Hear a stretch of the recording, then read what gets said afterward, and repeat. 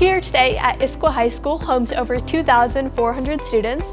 I'm Datta, the senior rep to the Issaquah School District Board, and I'm joined here today with our superintendent. Hi Ava. Hi everyone, I'm Tow-Yick, Issaquah School District Superintendent, and I'm so happy to be here at the home of the Eagles today to talk about 3 important levies on the ballot in February.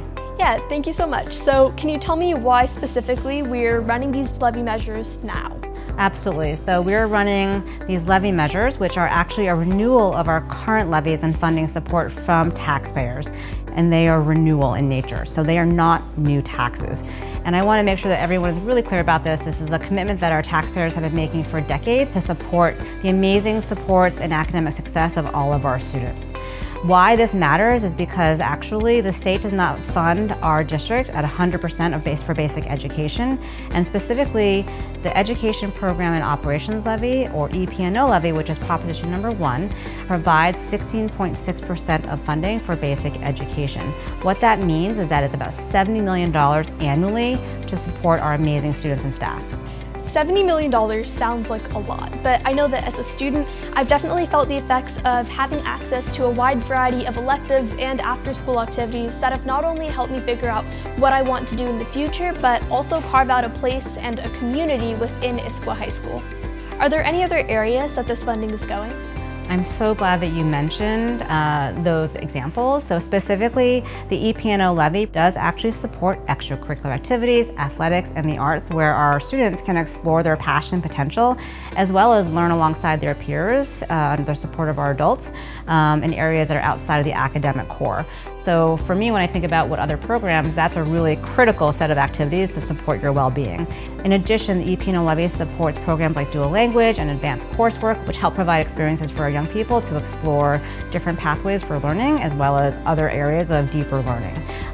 In addition, it helps support many of our staff to be able to share their expertise and skills with students, from our nurses to teachers to bus drivers and to our safety and security staff and many others. And those folks help provide the whole expanse of making sure that our students are supported in their learning and their support services, as well as their physical and psychological safety. $7 million over the course of 4 years goes directly to support mental health counselors that support our students directly, and about $9.5 million annually helps support our students with individualized education plans to be able to have the access to accommodations and modifications to be able to thrive along their peers.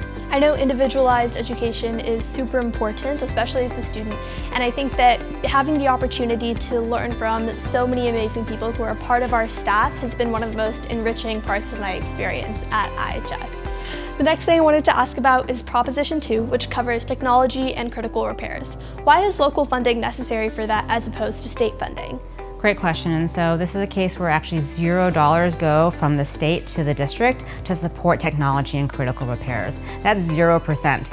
And so when I think about what's necessary to help support our kids and our staff, our technology levy dollars go to support our one-to-one laptop device program, upgrades to classroom technology, as well as cybersecurity mechanisms that help keep our network safe and secure.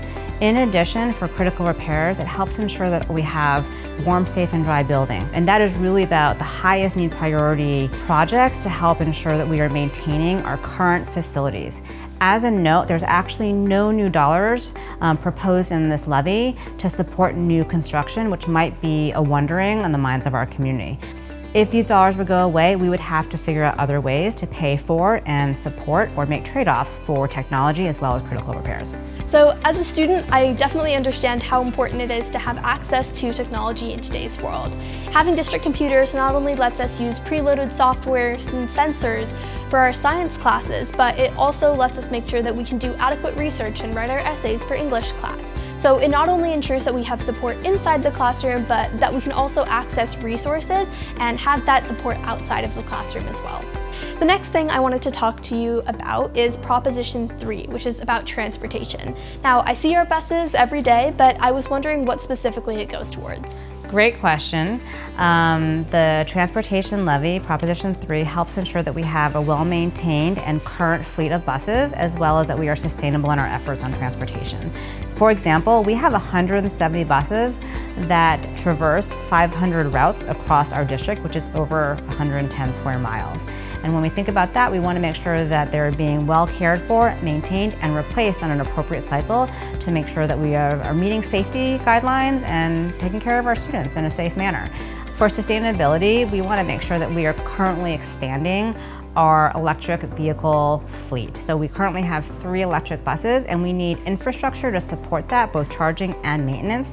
And so when we look to the future, we want to increase our footprint of electric vehicles and buses, and we need to make sure we have the ongoing infrastructure to maintain that fleet as well at 2 of our sites across the district. When I think about what is important as a taxpayer and as a homeowner in the district, I want to acknowledge that there might be different considerations for people financially, and that these levies are actually maintaining our current tax rate.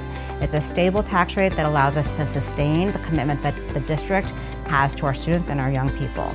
With that, we do take taxpayer dollars very seriously. And so over the course of the past few years since I've been the superintendent, we have increased our access to information about where taxpayer dollars go, how we're using those funds, and how we're adjusting course if we need to.